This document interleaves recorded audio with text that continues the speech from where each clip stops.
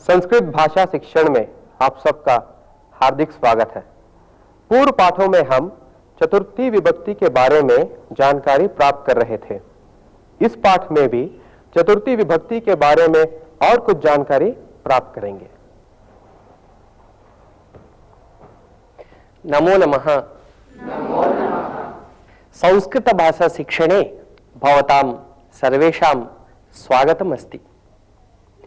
पूर्वतन पाठे वयं चतुर्थी विभक्ति प्रयोगान् ज्ञातवन्तः कृतवन्तश्च। यथा इदानीं वयम् एतदपि ज्ञातवन्तः यत्र यस्मै दीयते तस्य चतुर्थी विभक्ति भवति इति। उदाहरणार्थम् इदानीं निर्वाहकः यात्रिकाय चीटिकां ददाति, पिता पुत्र्यै रसगोलकं ददाति, अध्यक्षः गायिकायै पुरस्कारं ददाति, अहं मित्राय कन्दुकं ददामि। इदानीं भवन्तः अपि एतादृशानि वाक्यानि वक्तुं शक्नुवन्ति। इदानीं वयं वदामः। इदानीं कः वदति? भवान् वदति। माता पुत्र्यै दुग्धं ददाति, अहं मित्राय पुस्तकं ददामि, अहं चरणाय लेखनीं ददामि,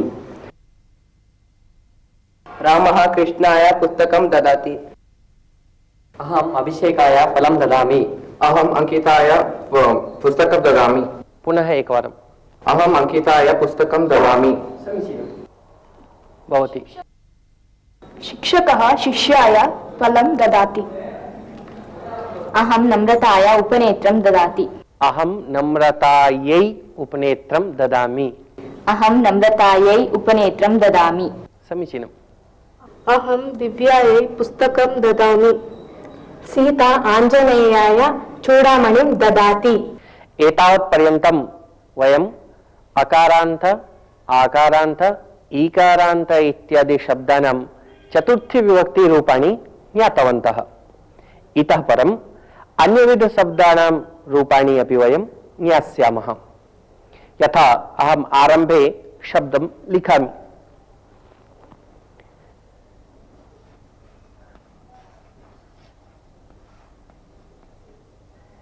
कविः,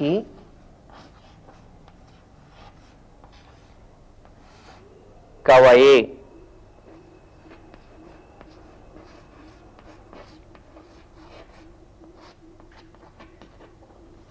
अतिथिः,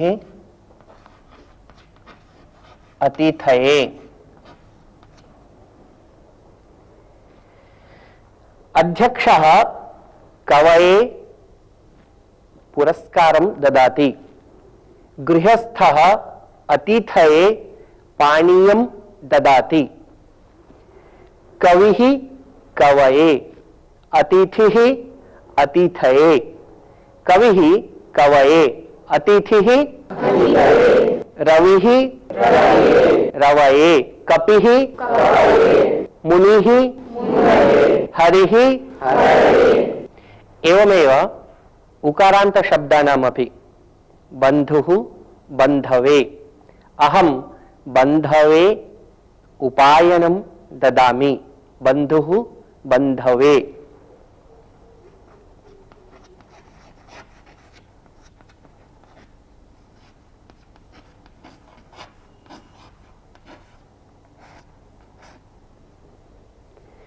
शिशुः शिशवे, अहं शिशवे क्रीडनकं ददामि, शिशुः शिशवे।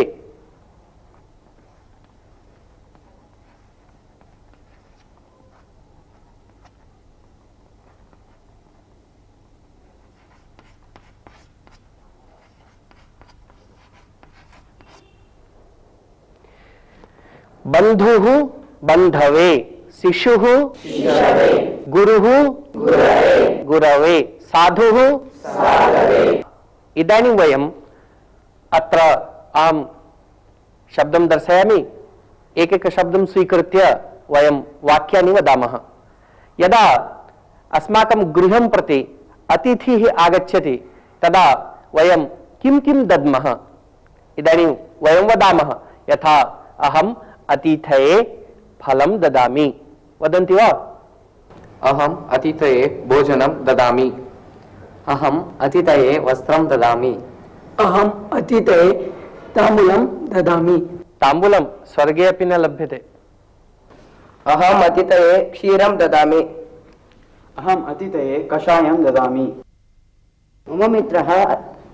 मम मित्रम् अतिथये भोजनं ददामि ददाति पुनः एकवारं मम मित्रम् अतिथये भोजनं ददाति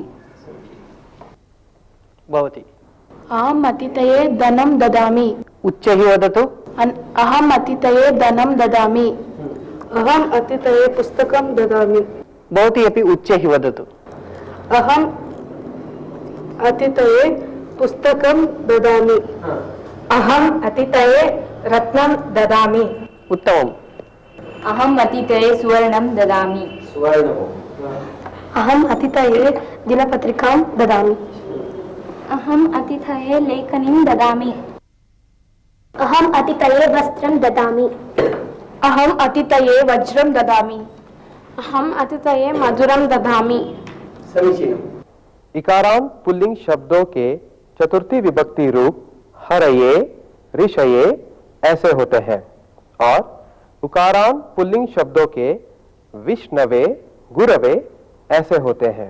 मंत्री अभिनेत्रे पदकं ददाति भ्राता स्वस्रे शाटिकां ददाति ऋकारान्त शब्दानामपि एवं रूपाणि भवन्ति।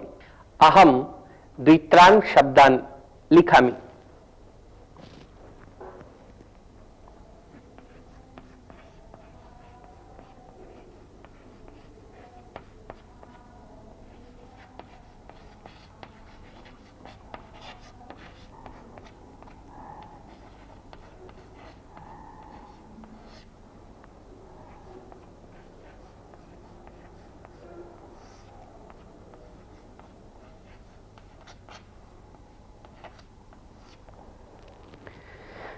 अभिनेता अभिनेत्रे दाता दात्रे स्वसा स्वस्रे हर्ता पिता भ्राता माता कर्ता श्रोता वक्ता हंता गंता। ऋकारांत पुल्लिंग शब्दों के चतुर्थी विभक्ति रूप पित्रे, भ्रात्रे ऐसे होते हैं। एतावत् पर्यन्तं वयम् एकवचन रूपाणि ज्ञातवन्तः। एवमेव एतेषां चतुर्थी विभक्ति बहुवचन रूपाणि अपि अत्यन्तं सुकराणि भवन्ति। यथा स्वामी सेवकेभ्यः वेतनं ददाति, स्वामी सेवकेभ्यः वेतनं ददाति। पुस्तकालयाध्यक्षः छात्रेभ्यः पुस्तकानि ददाति, पुस्तकालयाध्यक्षः छात्रेभ्यः पुस्तकानि ददाति इति। एवमेव आकारान्त स्त्रीलिंग शब्दानामपि यथा प्रमुखः गायिकाभ्यः पुरस्कारं ददाति, अहं भगिनीभ्यः पुष्पाणि ददामि। इदानीम् अहं तदपि लिखामि, बहुवचन रूपमपि लिखामि।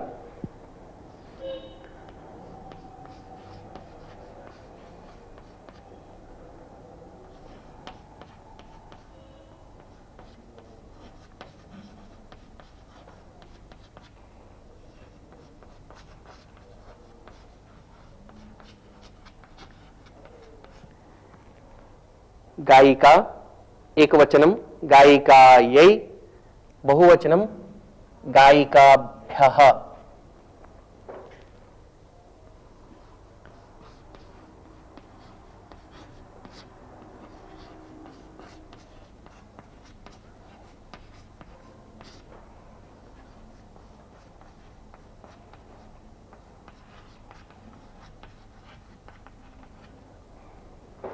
भगिनी भगिन्यै कविः कवये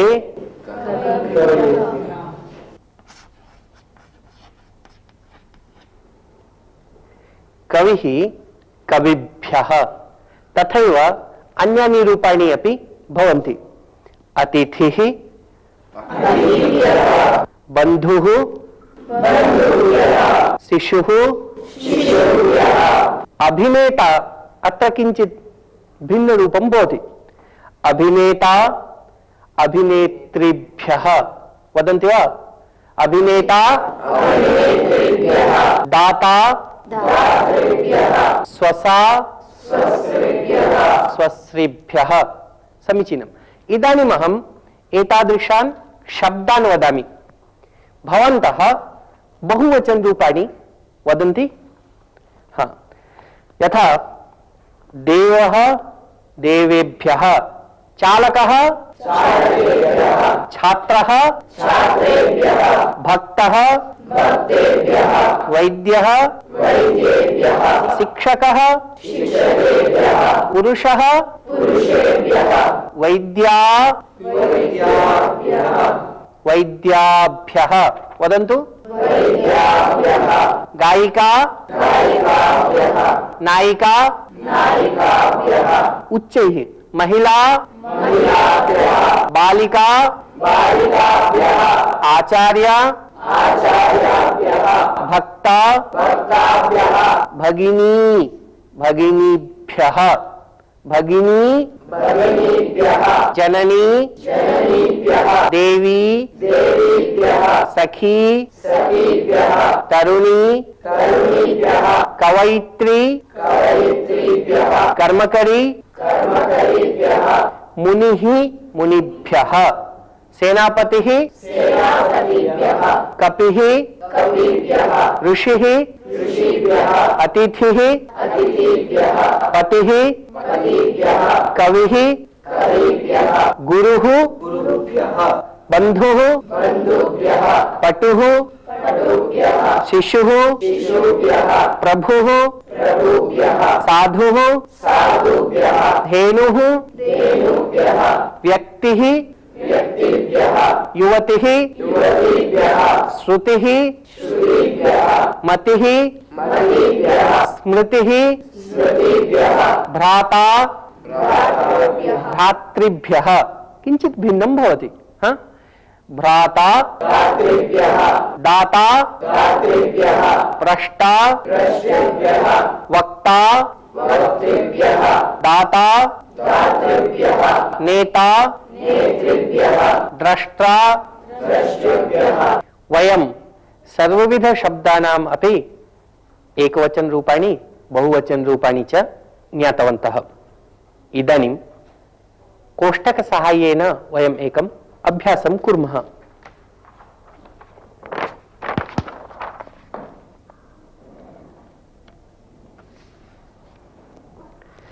अत्र कतिचन शब्दाः सन्ति, तेषां सहाय्येन वयं वाक्यानि रचयामः।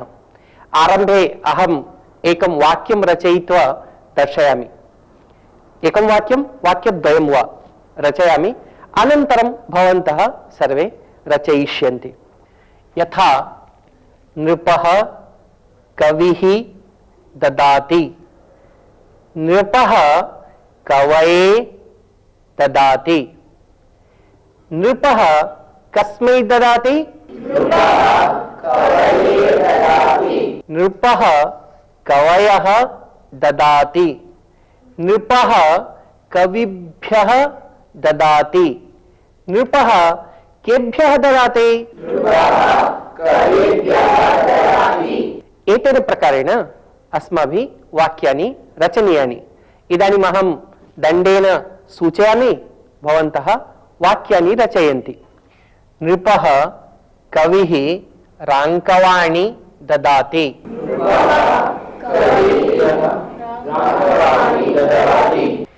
नृपः कविः राङ्कवाणि ददाति।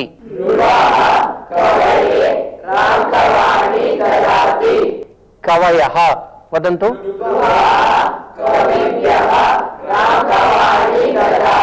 नृपः कपिः खाद्यं ददाति कपयः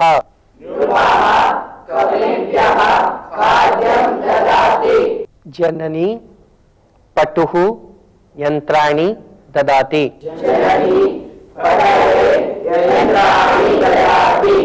पटवः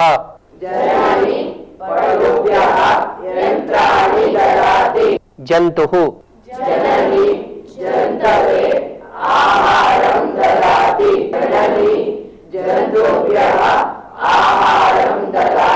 अग्रे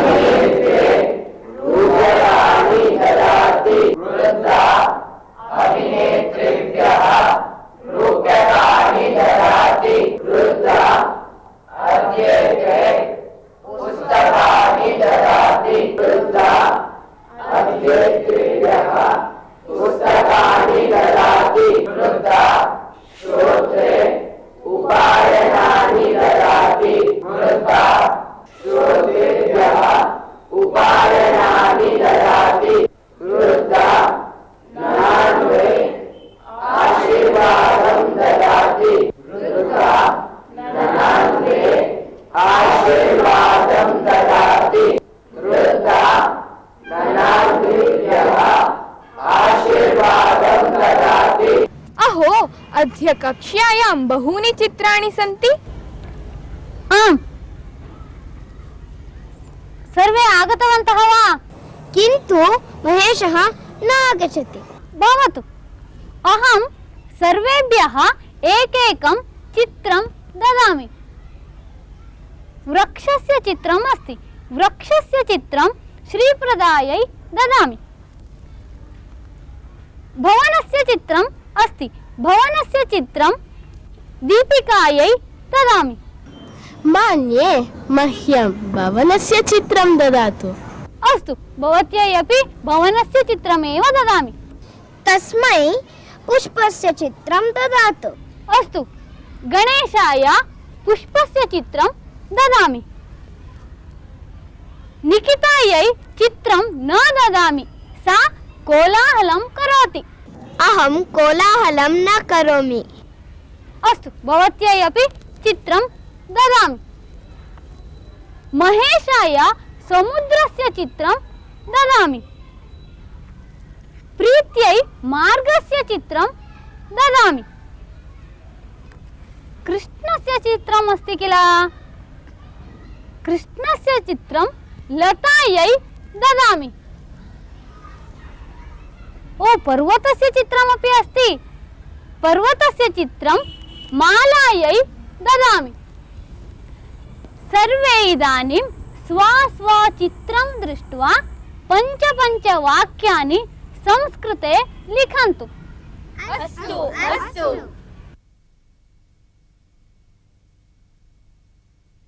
वयम् एकं सुभाषितं शृणुमः। यथा हेकेन चक्रेण न रथस्य गतिर्भवे,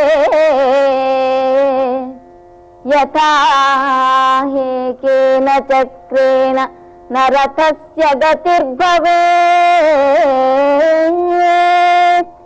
एवं पुरुषकारेण विना दैवं न सिद्ध्यति।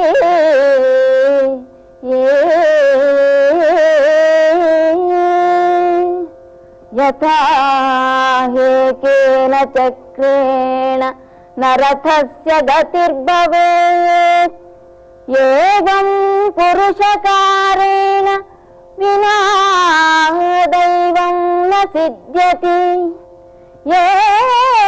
एवं पुरुषकारेण विना दैवं न सिद्ध्यति।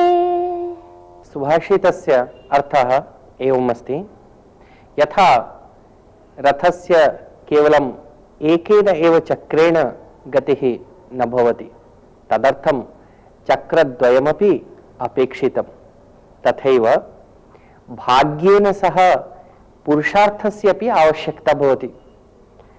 जीवन रथस्य पुरुषार्थः भाग्यं च एतत् चक्रद्वयम् इव भवति। अतः अस्माभिः सर्वमपि भाग्याधीनम् एव इति मत्वा मौनं न आश्रयणीयम्।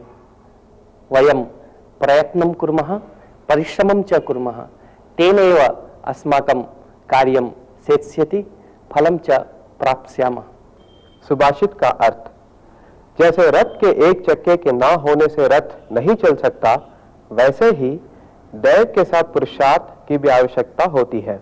पुरुषार्थ और दैव ये दोनों जीवन रथ के दो चक्र हैं।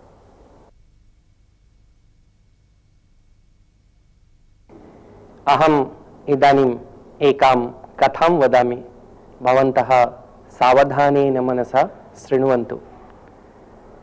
पुरातनकाले कश्चन महाराजः आसीत्। सः राज्यशासने अनासक्तः जातः, अतः गच्छता कालेन तस्य राज्यस्य दुस्स्थितिः आगता।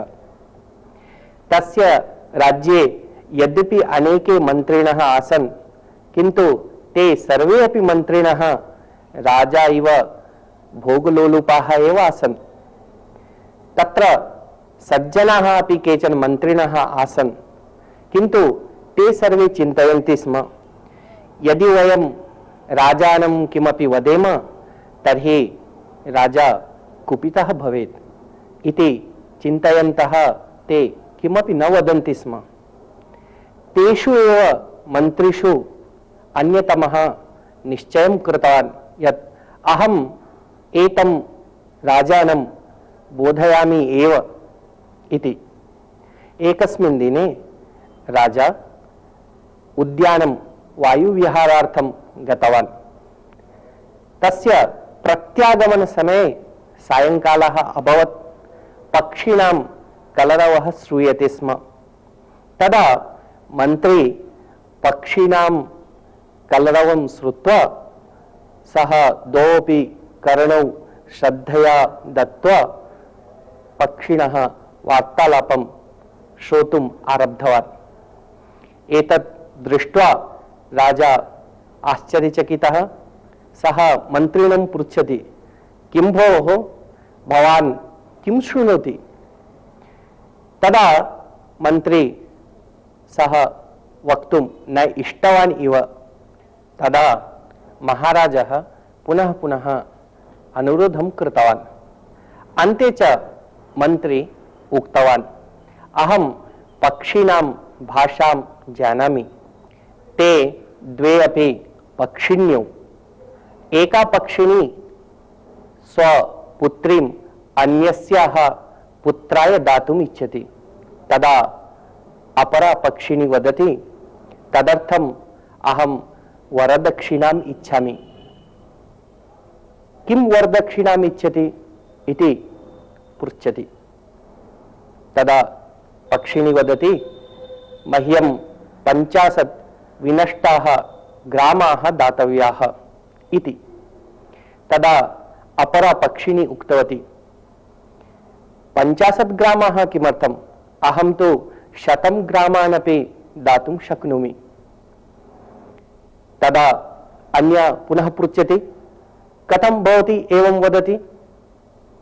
तदा सा पक्षिणी उक्तवती, यावत्पर्यन्तम् एषः महाराजः अत्र शासनं करोति तावत्पर्यन्तं तो विनश्यतां ग्रामाणां संख्या वर्धमाना एव भविष्यति।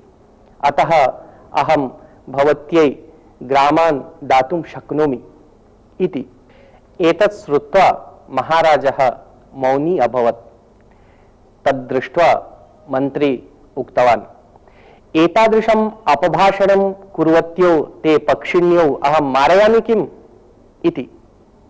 महाराजः उक्तवान्, मास्तु मास्तु, अहं भवतः आशयं ज्ञातवान्। इतः परम् अहं भवन्तं प्रधानमन्त्रिणं करिष्यामि। अपि च एतस्याः पक्षिण्याः एतत् वाक्यं यथा असत्यं भवेत् तथा भवान् सर्वाणि कार्याणि विदधातु। अहम् अपि भवतः साहाय्यं करिष्यामि। मया किं किं करणीयम् इत्यपि भवान् सूचयतु। महाराजस्य ज्ञानोदयः अभवत् इति ज्ञात्वा मन्त्री नितरां सन्तुष्टः। कथायाः अर्थं ज्ञातवन्तः खलु? धन्यवादः। नमो नमः। इसी के साथ अब यह पाठ समाप्त होता है। अगले पाठ में हम फिर मिलेंगे। तब तक के लिए धन्यवाद।